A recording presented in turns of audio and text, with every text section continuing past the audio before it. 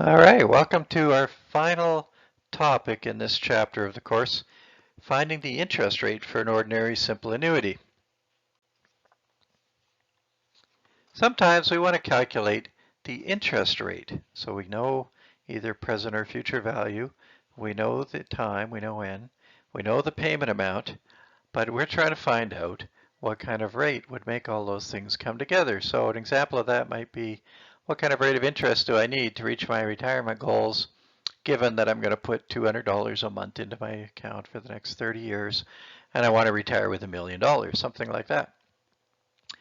So this means that we're going to be solving for I, and then typically we convert that back to the nominal rate, to the JM, as well. So usually we do a conversion at the end to make it more meaningful. Don't forget that last little step.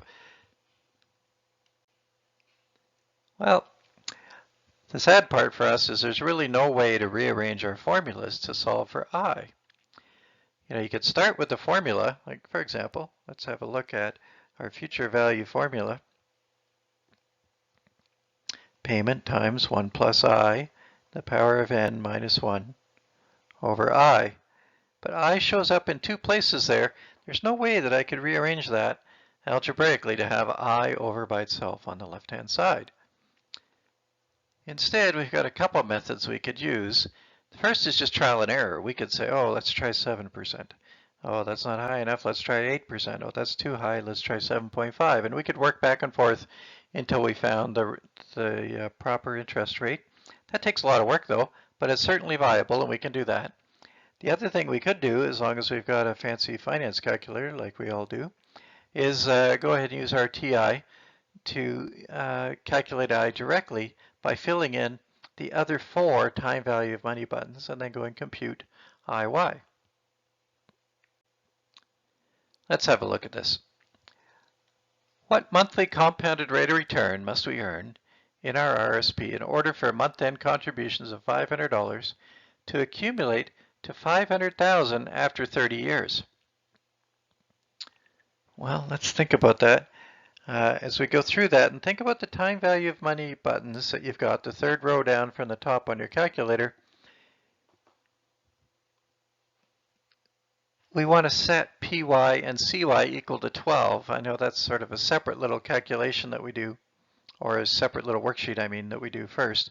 Make sure you do that every time, unless you're doing a bunch of similar questions over and over again. You don't have to, but if you're firing up your calculator fresh from doing your first question, double check that these are at the right settings, because they could have something in them from your last session that isn't what you want. So go in and set PY and CY, in this case equal to 12, and then we can go and work our way across those buttons.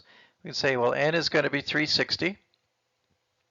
How do you enter that? Well, you type 360 and then you press the N key.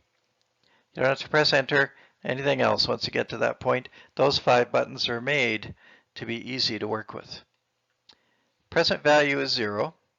I skipped over IY because that's what we want to compute later on. Future value is 500,000.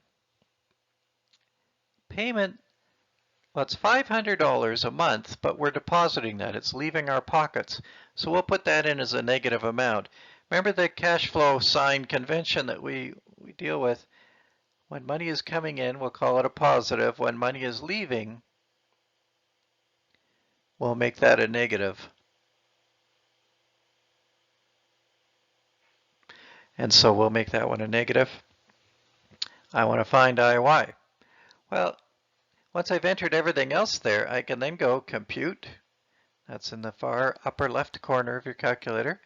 And then I can press the IY, which is interest per year. That's equivalent to my J. So that's the same thing. That's how they write it on the calculator. If you do that, you get 5.98%. It's already put in the right form for you. It's already done. Or in other words, since we wanted the J12, everything was in months here, it'll be J12 equals 5.98% if we want to go back to our notation that we're used to. It's just that easy, right? It's kind of nice for working with the calculator. Let's try one out. Gabrielle borrowed $15,000 to buy a car, the bank calculated her payment to be $285.83 per month for 5 years. Can we work out the interest rate that they must be charging to come up with that number? Well, again, I'm going to ask you to hit pause now. See if you can work this out. Don't forget to set PY and CY. And then when you're ready, hit play, and I'll go through it with you as well. Welcome back. So first thing I'm going to do for this one is set PY and CY both equal to 12. If you're not familiar with those guys, they're in behind the interest per year button. It says PY, so you go second, press that button, and then you can enter 12. Press the enter key, which is on the very top. Then the down arrow should say 12 already. If it doesn't, enter 12 again. Press the enter key, and then you can clear out of there. And that'll set those two numbers up for you. Then we had some other values. We had 60 for N. We had 15,000. Now she borrowed that, so she got the money, didn't she? And she got the car. So that'll be positive. That'll be our present value. She's going to make some payments of $285.83 every month. So we'll put that in for payment. And at the end, and we can't forget this one, she should be owing nothing.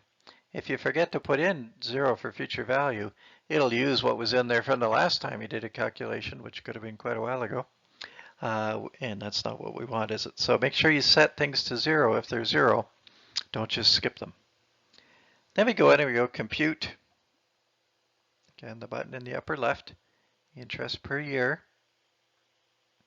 And you should get 5.40 showing up on your calculator, or in other words, the rate is J12 is equal to 5.4%. It's just that easy. All right, I hope that worked out for you. Make sure you do a bunch of these from your book again.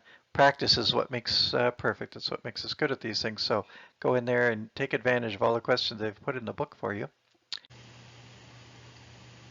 Now at this point, you might be thinking, boy, I've just learned how to use the time value of money buttons, that third row across the top of your calculator, to find the interest rate.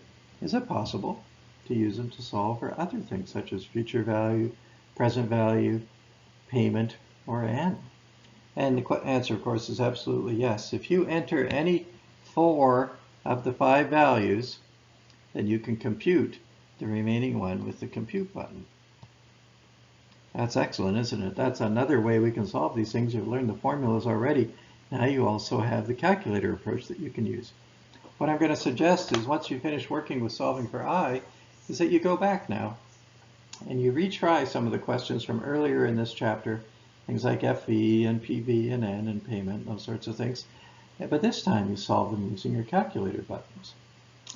Hopefully you come up with the same answer. And once you're done, and once you've got the knack of it, you're going to have 2 great ways that you can solve things, and you're going to have a deeper understanding than if you just learned only the buttons, because you'll now know the formulas and the buttons. That wraps up this chapter. Once you've done lots of practicing and you've done the chapter review, go ahead and try the quiz online. Make sure you get that done before the due date, and then you'll be ready for moving on next week when we're going to talk about a new kind of annuity.